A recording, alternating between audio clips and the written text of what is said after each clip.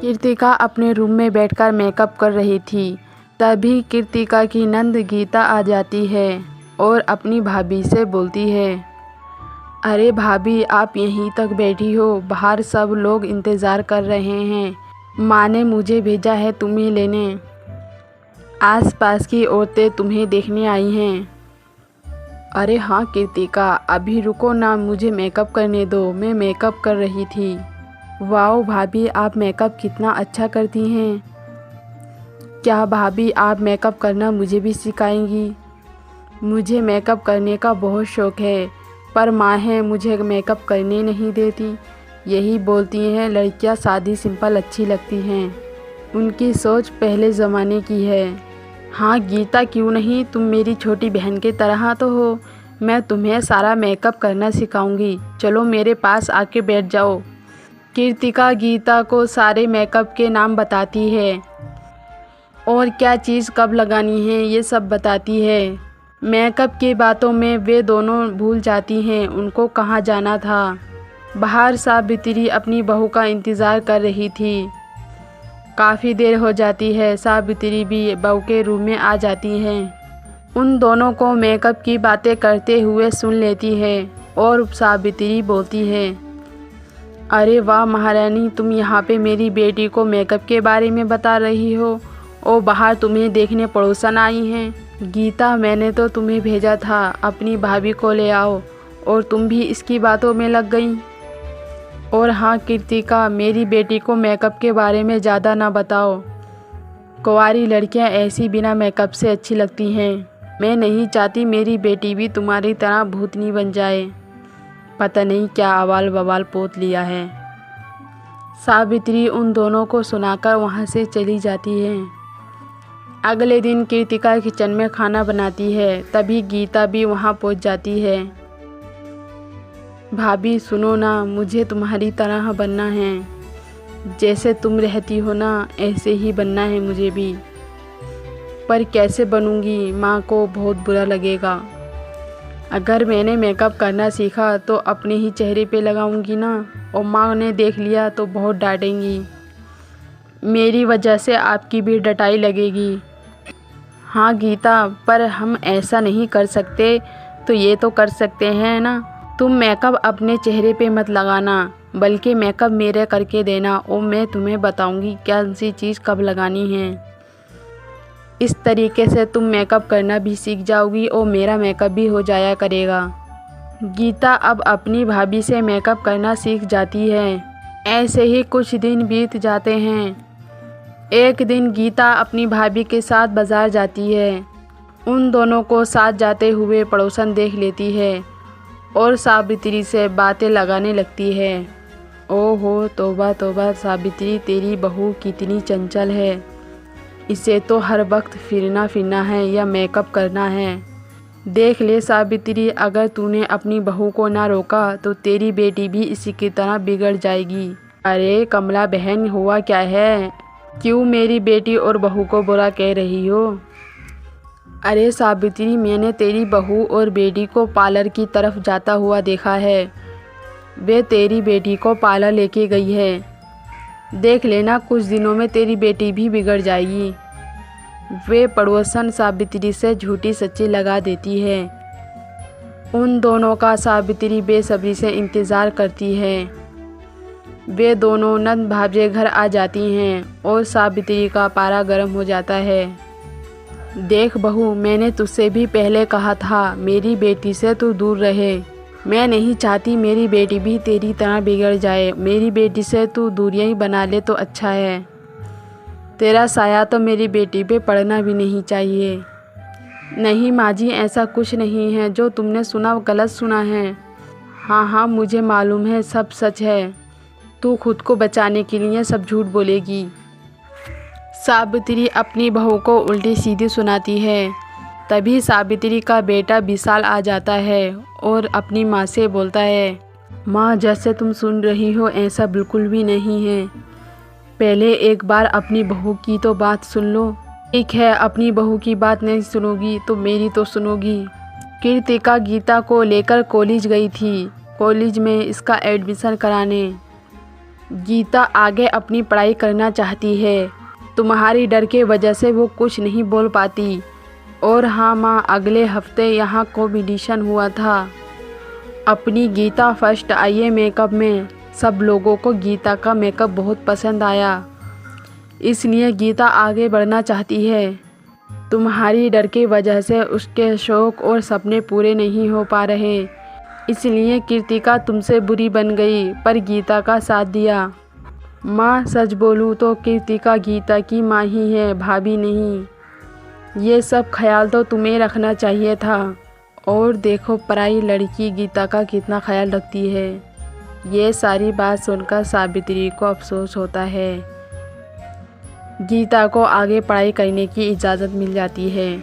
गीता और कृतिका में और गहरी दोस्ती हो जाती है।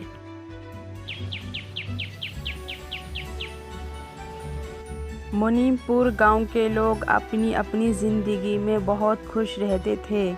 मुनीमपुर गांव से पहले एक बड़ा जंगल पड़ता था। उस गांव के लोग शहर जाते थे या किसी काम से बाहर जाते थे, वे जंगल के रास्ते से ही जाते थे। वे जंगल का रास्ता उन लोगों के लिए एक आम सा रास्ता हो गया था। उस गांव के लोग जंगल के रास्ते से रात में भी आ जाया करते थे। गांव वालों को उस रास्ते से या उस जंगल से डर नहीं लगता था। एक दिन शामू और बिक्की को काम पे से लेट हो जाता है। वे लोग शहर से वापस गांव आते हैं। उन लोगों को रास्ते में आते आते अंधेरा हो जाता है। जैसे ही वो जंगल के रास्ते पर आते हैं, उनको अजीब सी आवाज़ें आती हैं। उन आवाज़ों को सुनकर वे दोनों डर जाते हैं। वे आवाज़ें उन लोगों ने पहली बार सुनी थी। अरे बिक्की भाई, तुम्हें कुछ सुनाई दिया? कुछ अजीब सी आवाज़ें आ रही हैं। ये तो इस जंगल में से ही आ रही हैं। हाँ भाई, ऐसी आवाज़ें तो कभी नहीं सुनी। हमारा तो इस रास्ते पर आना जाना लगा रहता है। चलो आगे चलकर देखते हैं। वे दोनों आगे चलने की सोचते हैं। अचानक से उनके सामने एक अजीब सी सूरज सी चुड़ैल आ जाती है। वे दोनों उस औरत को देखकर डर जाते हैं। उन लोगों ने चुड़ैल का नाम तो सुना था पर आंखों से नहीं देखा था। उस चुड़ैल को देखकर वे दोनों तो डर जाते हैं, पर बिक्की नाम का लड़का हिम्मत वाला था। वे डरते डरते उस चुड़ैल से बोलता है, अरे बहन जी, तुम हमारे सामने क्यों आ गई हो? हमें अपने घर जाना है, हमें जाने दो। अगर तुम रास्ता भटक गई हो अपने घर का तो हम बता देंगे। बताओ तुम्हें कहाँ जाना है, हम तुम्हें रास्ता बता देंगे। और ये तुमने अजीब सी सूरत क्यों बना रखी है? क्या तुम्हें मालूम नहीं, अगर इस गांव में तुम्हारे बारे में पता चल गया तो गांव वाले तुम्हें मार मार कर बुरा हाल कर देंगे। बिक्की की यह बात सुनकर वे चुड़ैल हंसती है और बोलती है, अरे तुम्हें मालूम नहीं क्या मैं कौन हूँ? मैं चुड़ैल हूँ, मैं तुम्हें खा जाऊँगी। मैं बहुत दिनों से भूखी हूँ, मुझे इंसान का खून नहीं मिला। आज तुम दोनों का खून पी जाऊँगी। उस चुड़ैल की ये बात सुनकर वे दोनों वहाँ से भाग जाते हैं और अपने गांव पहुँच जाते हैं। गांव वालों को सारी बात बताते हैं। गांव वालों के मन में भी डर बैठ जाता है। सब गांव वाले उस जंगल के रास्ते से दिन में ही जाते थे और रात होने से पहले घर वापस आ जाते थे। जितने भी आसपास के गांव थे, उन गांवों में भी इस चुड़ैल का वाक़या चल रहा था। अब गांव वालों के मन में और ज़्यादा डर बैठ जाता है। घर के सब लोग दिन में काम करते थे और रात में जल्दी ही अपने घर बंद कर सो जाया करते थे। पर बिक्की नाम का जो व्यक्ति था, उसको इस चुड़ैल की बात पर यकीन नहीं आता। बिक्की ने उस चुड़ैल को सामने से देखा था, फिर भी उसको उस पर यकीन नहीं आता। गांव वालों के मन में कितना डर बैठ गया इस चुड़ैल का। पर मुझे यकीन क्यों नहीं आ रहा, ये चुड़ैल नहीं है। ये ज़रूर हम गांव वालों को डराने के लिए किसी ने खेल खेला है।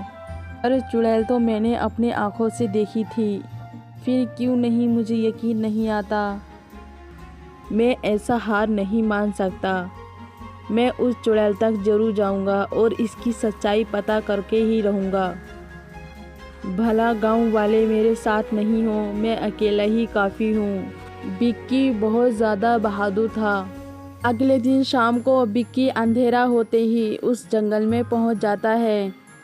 बिक्की एक पेड़ के पीछे खड़ा हो जाता है। बिक्की उस चुड़ैल का आने का इंतज़ार करता है, पर बिक्की को काफ़ी देर हो जाती है। वे चुड़ैल नहीं आती। अरे आज तो चुड़ैल नहीं आई। ऐसा करता हूँ, गांव वापस चला जाता हूँ, कल को फिर आऊँगा इसी जगह पर। जैसे ही बिक्की जाने की कोशिश करता है, उसको अजीब सी आवाज़ें आने लगती हैं। बिक्की वहीं पर रुक जाता है।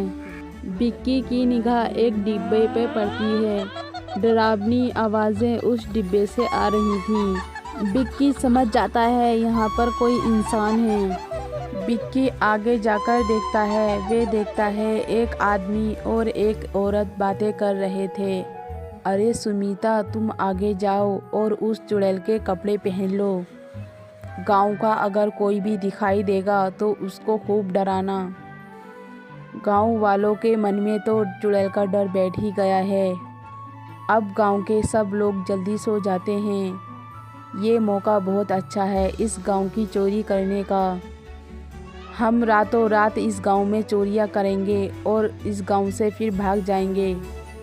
जितना भी इस गांव में माल मिलेगा आधा आधा बांटेंगे। इन बेवकूफ़ गांव वालों को क्या मालूम वो चुड़ैल नहीं इंसान है।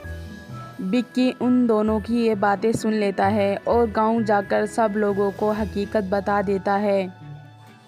कल जो गांव वाले बिक्की के साथ नहीं थे और बिक्की को पागल समझ रहे थे, वे सब गांव वालों को यकीन आ जाता है और बिक्की के साथ उस जंगल में आ जाते हैं।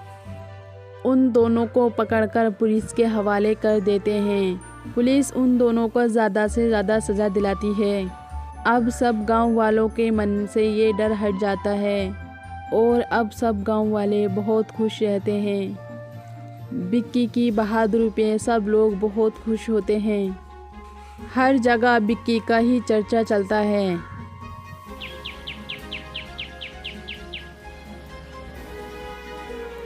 ललिता बहुत ज़्यादा गरीब होती है। ललिता के साथ उसकी 2 बेटियां होती हैं। ललिता के खाने के लिए कुछ भी नहीं था। ललिता बाज़ार चली जाती है और वहाँ खाना मांगने लगती है। भाई साहब, मुझे खाने के लिए कुछ दे दो।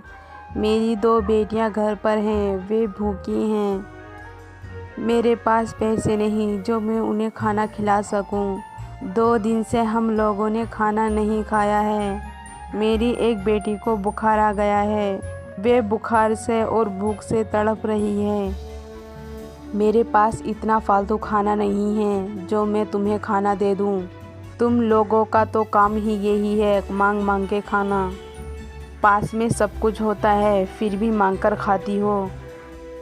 सच में भाई साहब, मेरे पास खाने के लिए कुछ नहीं है। मेरी 2 बेटियां घर पर हैं, वे भूख से तड़प रही हैं, कुछ मदद कर दो। चल चल आगे बढ़, मेरे पास कुछ नहीं है। आ जाती है ना जाने कहाँ कहाँ से। ललिता सब लोगों से मदद मांगती है और खाने के लिए मांगती है, पर उसको खाने के लिए कोई कुछ भी नहीं देता। ललिता सुबह से अपने घर से निकली हुई थी, शाम तक उसको खाने के लिए कुछ नहीं मिलता। मैं क्या करूं? मेरी दोनों बेटियां घर पर इंतज़ार कर रही हैं। माँ खाने के लिए कुछ लाएंगी और मैं हूँ, मुझे किसी ने कुछ भी नहीं दिया। ए खुदा, ये मेरी कैसी आजमाइश है, तू मेरी मदद कर। ललिता मन उदास से अपने घर वापस जाने लगती है। ललिता देखती है रास्ते में एक औरत बेहोश पड़ी थी। ललिता ने दूसरों की मदद से उसे हॉस्पिटल पहुंचा दिया। थोड़ी देर बाद उस औरत को होश आ जाता है। बहन जी, मैं तुम्हारा एहसान कैसे चुकाऊंगी? तुम न होती आज न जाने मुझे क्या हो जाता। अरे नहीं नहीं बहन, ये तो मेरा फ़र्ज़ था। मैं तुम्हें ऐसे कैसे सड़क पे रहने देती। जो भी मुझे सही लगा मैंने वो किया। मैं अपनी दोनों बेटियों को घर छोड़ के आई हूँ और खाने का इंतज़ाम करने आई थी, पर मेरी किसी ने मदद नहीं करी। ललिता अपनी पूरी कहानी बताती है। ये सारी कहानी सुनकर वे औरत ललिता से बोलती हैं, बहन जी, मैं तुम्हारे बच्चों को रोज़ का खाना दे सकती हूँ, पर तुम्हें एक काम करना होगा। क्या तुम मेरे घर पर आकर घर का सारा काम कर लोगी? मैं तुम्हें महीने की तनख्वाह भी दूंगी और रोज़ का खाना तुम्हें दूंगी। तुमने मेरे बुरे वक्त में साथ दिया है, इसलिए आज से तुम मेरे घर पर आ जाओ। अब तुम्हारी दोनों बच्चियां भी स्कूल में पढ़ेंगी। तुम बेफिक्र हो जाओ, कल से तुम मेरे घर काम पर आ जाना। सारा घर का खर्चा और जिम्मेदारी मेरी रही। उस औरत की ये बात सुनकर ललिता बहुत खुश हो जाती है और उसके घर पर काम करने के लिए राज़ी हो जाती है। अब ललिता सुबह को काम करने जाती थी और शाम को घर वापस आती थी। अपनी दोनों बच्चियों के लिए खाना भी लेके आती थी। ऐसी धीरे धीरे ललिता के हालात बेहतर हो जाते हैं। ललिता अब खुद काम कर कर अपनी बेटियों को पाल रही थी और अपनी दोनों बच्चियों को स्कूल भी भेजने लगती है।